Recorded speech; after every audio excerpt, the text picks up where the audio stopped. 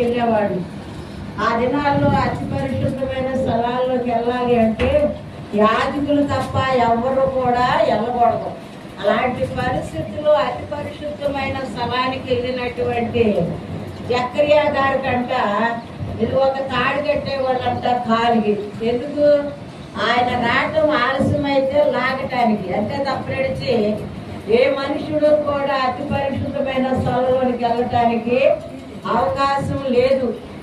వెళ్ళి ఒకసారి మరి దావీదు మరి దేవుని మందసము ఫిలిస్తీన్లు తీసుకెళ్ళినప్పుడు మందసాన్ని తీసుకొస్తా ఉండగా ఎద్దు కాలు మడతబడిపోయింది. అప్పుడు మడతబడినప్పుడు మరి మందసము జారిపోతుంటే ఉజ్జి అనేటువంటి వ్యక్తి అక్కడ బండి వెనకమాల ఉన్నాడు. దూరంగా గబగబా పరిగెత్తుకొచ్చి పట్టుకోపోయాడు. ఇంకా పట్టుకోలేదు, అసలు పట్టుకోపోయాడు అంతే. వెంటనే అతడు అక్కడే చనిపోయాడు.